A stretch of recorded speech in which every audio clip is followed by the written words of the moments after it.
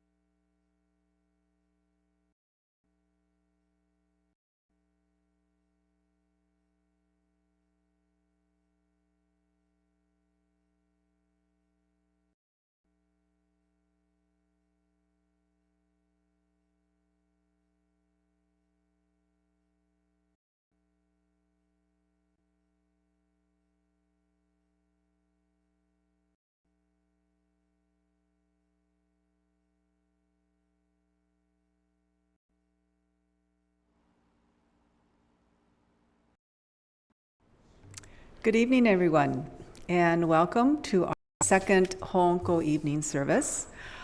Tonight, Reverend Miyaji is a closer look at Amida Buddha. So we will begin the service with the ringing of the kansho, followed by the chanting of Sambutsuge. I'm sorry, Shoshinge.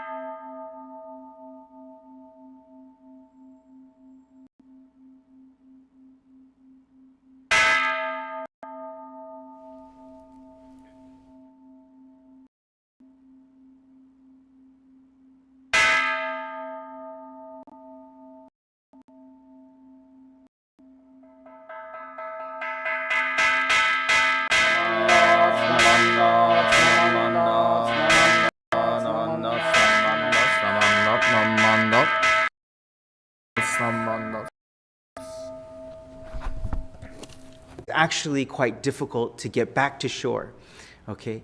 And so before you could even call out to your dad actually already sees kind of what the situation is going on and says, or for me in my case, son, I'm coming for you. I'm just wait there. I see what's going on. I'm coming for you. Just wait there. And so before you could even say dad, your dad already notices that you're drowning. You're beginning to drown and that you're struggling and jumps into the water to come get you, right? And so when your father comes to get you and pulls you back to shore, you say, thank you. I don't know what I was going to do if I didn't have you to come save me, you to come help me, okay? So this is the example of the swimmer that was taught to me, and it's something that I wanted to share. And it's to say that, it's the example of us and Amida Buddha in the same sense that Amida Buddha comes out to us to come and grasp us. Amida Buddha sees the situation, the plight of the human condition, and what at first seemed to be very easy, right? We think that we could manage on our own and we don't need anything else. We could rely on our own strengths and our own powers to be able to take care of ourselves. But there are times when we come to a point where we realize that no matter how hard we try and to break free and to attain happiness, free from suffering, that we actually need the help of our parent, Amida Buddha, who sees the situation that we are in. So if you don't understand that we are in fact indeed drowning in this world of delusion, then we have to take a more serious look at life. We are still thinking in terms of perhaps we're thinking of terms of death as something that is going to happen some other time, way later in life, right? But death can happen at any moment, right? Suffering can happen at any moment. Even our glimpses of happiness and satisfaction are short-lived. They never last forever, right? And if they last for a long time, we always have this anxiety and we think to ourselves, will this ever end? Because, I don't want it to end, but will it ever end? I know it's going to end. We always have this anxiety that it will end. So we inherently know that our happiness in this life, whether that's through our promotion of jobs or being able to buy that fancy new car or moving up into the hills, all of those things are temporary. If anything, they are a cause for more anxiety, right? I was told, or I saw somewhere, that Tesla is one of the most keyed cars in the country, right? And so the reason for that, if you might ask, is because there's plenty of people who are jealous, right, of what you have. So we're always anxious and worried that no one takes advantage of us and our things. So we're forced to preoccupy ourselves with trying to maintain and preserve our wealth.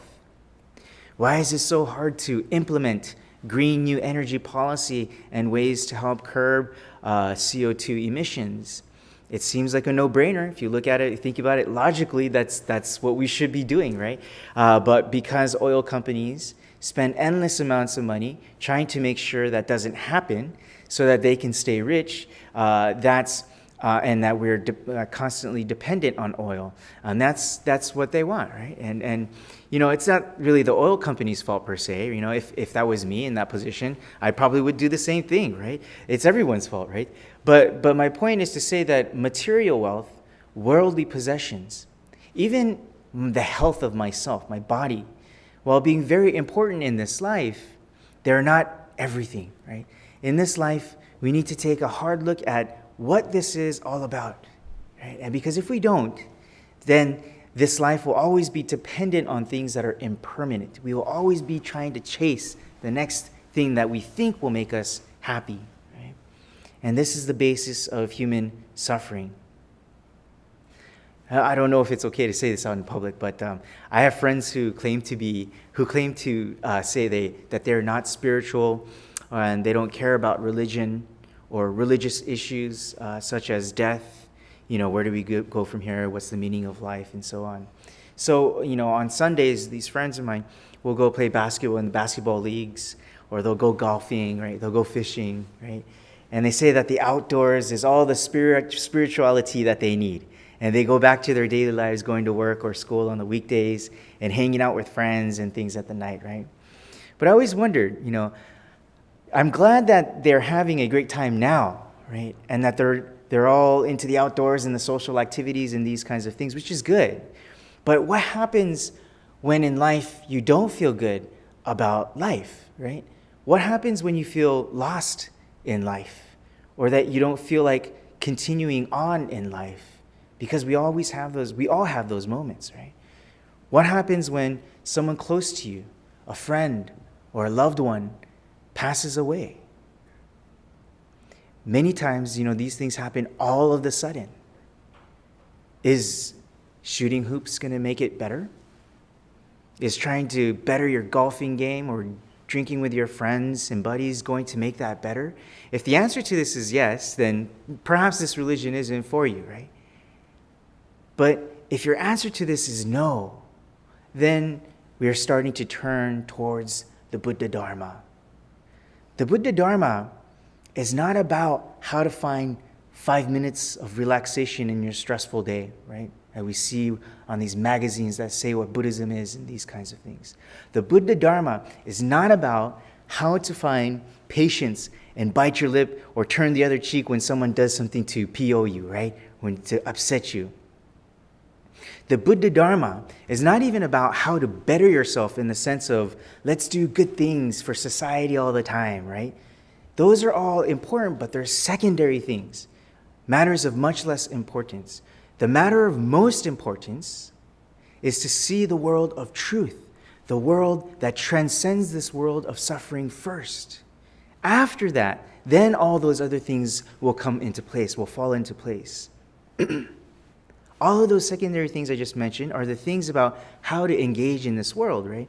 But the problem is, if we attempt to engage in this world without having this anchor, that foundation, right, in our lives, Because if we don't have that, then it's like a small boat in this very choppy ocean that just sways you to and fro. If you don't have that anchor that anchors you down, then we can be tossed about left and right, left and right. But if we are anchored, we can endure and overcome those choppy waters. We have a spiritual foundation. So the world of truth, or Amida Buddha's world, is the world of boundless wisdom and compassion. It is a world that provides clarity and warmth, wisdom and compassion, wisdom being clarity, warmth being compassion. And if we encounter that world, we start to see this world in all its limitations. We start to see how trivial things like fancy cars and house in the hills actually are.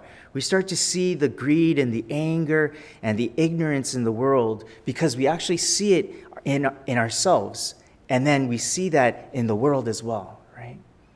When we encounter the world of Amida Buddha's boundless wisdom and compassion, we are shown this world as it is, without the filter of our egocentric minds. It's kind of like, I know I used this example yesterday, but the iPhone, again, once again, I don't know, I keep talking about iPhone, but when you take a picture, there's that picture thing, that camera, and you have all these different kinds of filters. There might be a black and white filter, right? Or there might be a filter that will make everything glossy. Or there might be a filter that makes everything kind of look like a sketch or something like that. Or something that makes everything in a certain tint, like an orange tint color, right? All of these filters are fabrications that don't show you the true world as it is. They show you something filtered in a way that you want to see it. Okay? And it's the same way with our ego minds. We use our karma to give us this filtered version of this world. And we are unable to see the world as it is, right? The Buddha sees the world as it is, but we have these what are called karmic goggles, if you will, right? That look at the world in a very filtered way.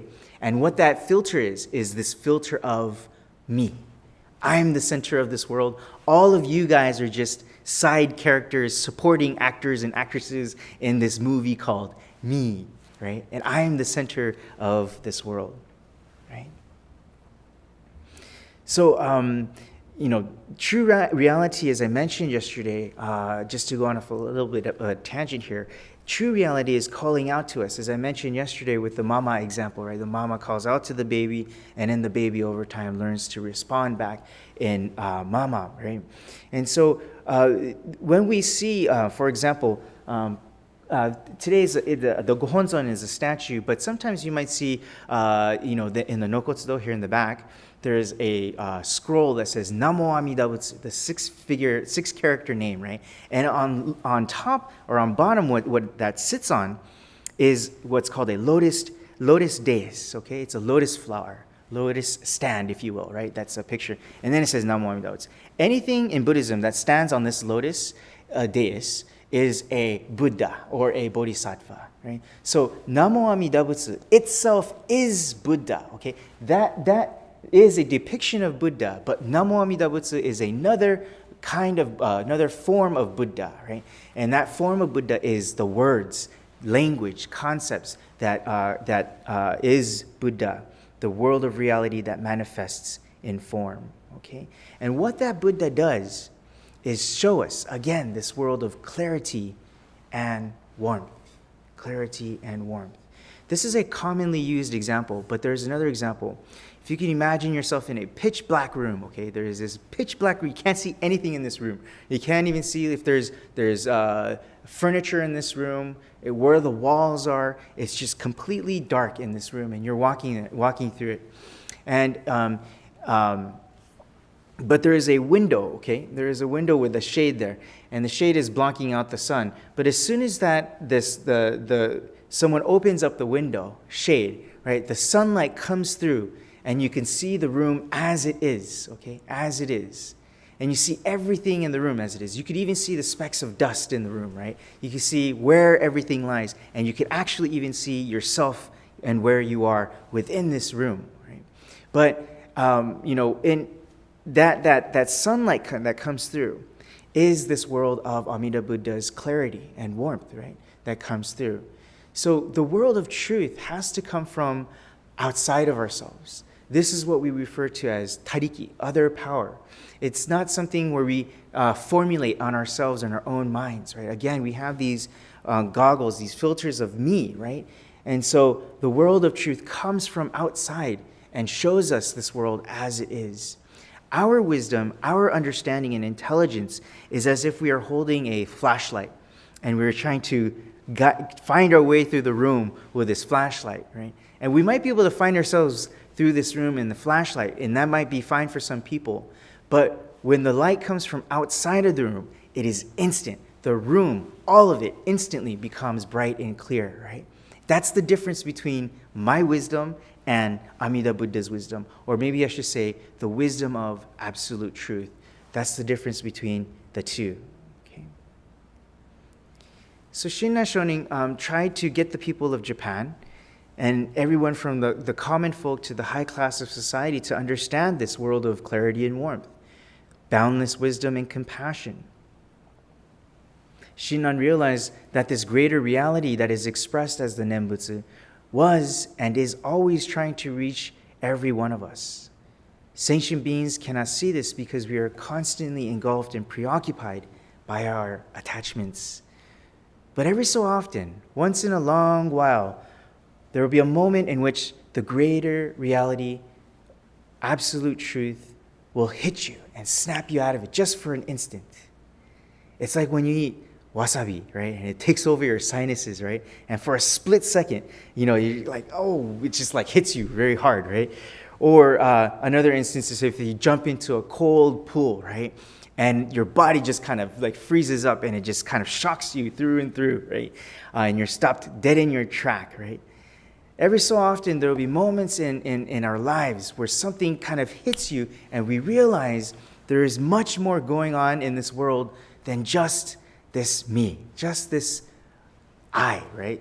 That there's something that's going on in this world that is moving, that is powerful, that is dynamic. And that is what Amida Buddha is. This world of truth that is trying to get us to awaken to the truth. So I know that and despite these turbulent times, right now with, what I realize on the news and all this rain that's going on is all it takes is just, this little bit of rain and our whole lifestyles are just thrown into chaos and disarray, right? And it just shows you, the fragility of human life. And then also on the news, there's just, the tragic news of a 6-year-old boy grabs a gun and shoots his teacher. This world, there's just so much kind of chaos and turbulence. We are being swayed to and fro in this choppy waters. What is it that is anchoring us? Right? That's what Shinran Shonin is getting us to ask ourselves. And that is, I think, something that I think using this opportunity of Hoonko at the beginning of the year would be important to ask ourselves. What are we using to anchor ourselves to be able to get through this life and to understand this life with profound gratitude? And that is what I'm thankful for in encountering Shinran Shonin's teachings. And with that, I would like to close today's talk. Thank you very much. Please join me in Gassho. Namo Amida Butsu. Namo Amida Butsu. Namo Amida Butsu. Namo Amida Butsu.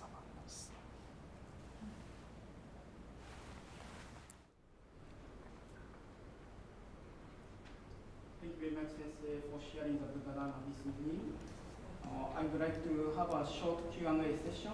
So if you have any questions or any clarifications from Sensei, please unmute yourself and ask your question.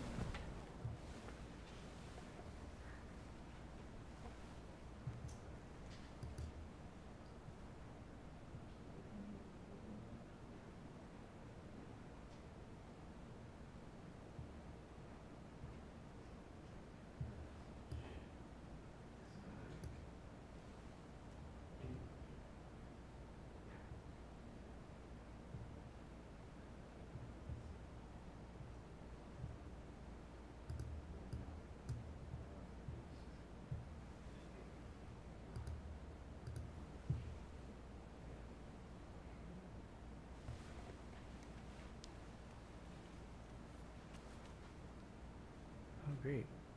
Hey, Karen. Hi, Paul again. Okay, thank you very much. Sensei will be staying on the Zoom after the service, so please feel to ask your question after the service. Thank you very much. Okay, thank you.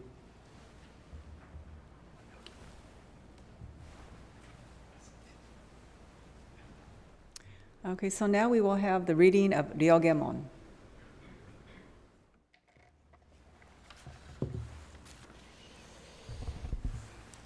Please join me in reading the Ryogemon by Master Renyo. We rely upon Amida Buddha with our whole heart for the enlightenment in the life to come, abstaining from all sundry practices and teachings, and giving up the trust in our imperfect view. There is no doubt that the assurance of enlightenment comes at the very moment we entrust, and we recite the Nembutsu, Namo Amida Butsu, in joy and gratitude for the Buddha's compassion. We also acknowledge gratefully the benign benevolence of our founder and succeeding masters who have led us to live in these profound teachings, and we do not endeavor to follow throughout our lives the way laid down for us. 両下出言もろもろの同業脱臭自力の心を振り捨てて一心に阿弥陀如来我らが今度の一大事の御所御助け総来と頼み申して候頼む一年の時往生一条御助け事情と存じ、この上の称名は、言法者と存じ、喜び申し候。この恩ことあり、弔問申し分け候こと、ご解散承認ご出世のご恩、次第僧正の伝示式の朝からざるご関係のご恩とありがたく存じ候。この上は定めおかせられる恩をきて一号限り守り申すべく候。何万ダウツ何万ダウツ何万ダウツ何万ダウツ。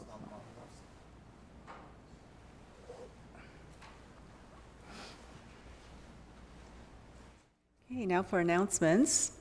We will continue our Hoonko evening service. Tomorrow will be the third service, and Sensei will be talking about the significance of the Bonbu.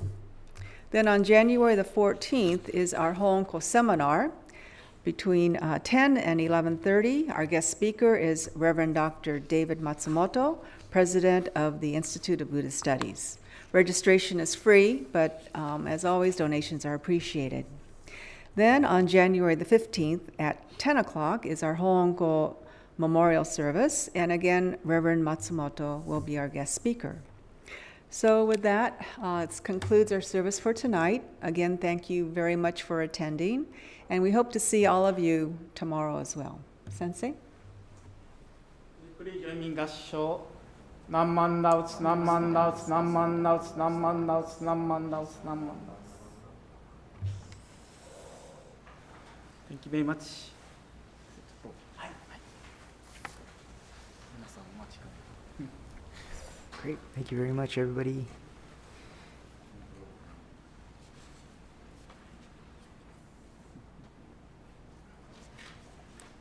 Hey, Igor. Thanks for coming again.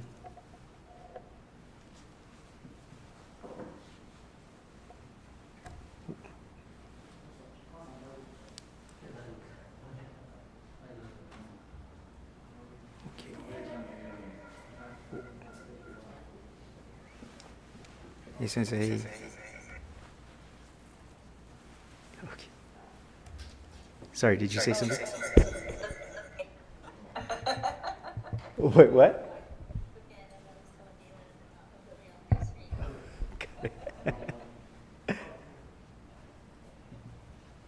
Oh, hey, Rick. How's it going? Thank you. It's going great. Thank you very much. Oh, It's, thank you. blessed. You've got a lot to live up to, Oh, yeah. Oh, with Matsumoto Sensei coming? No, to follow Oh, your lectures, you've got a lot to live up to. okay, thank you. Thank you. ありがとうございます。Thank you.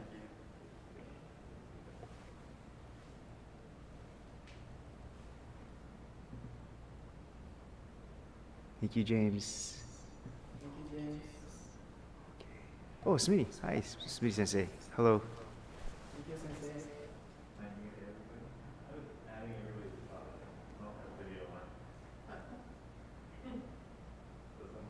Okay.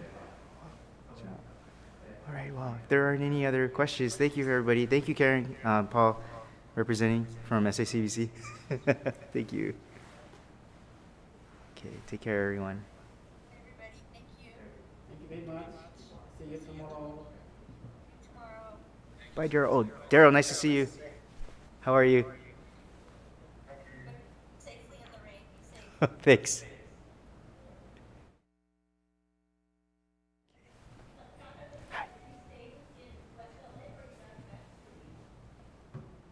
Oh, was she talking to me? Yeah. Oh, ごめんなさい。 She's asking if you're staying here or in Still Beach. Still Beach. Yeah, Still Beach.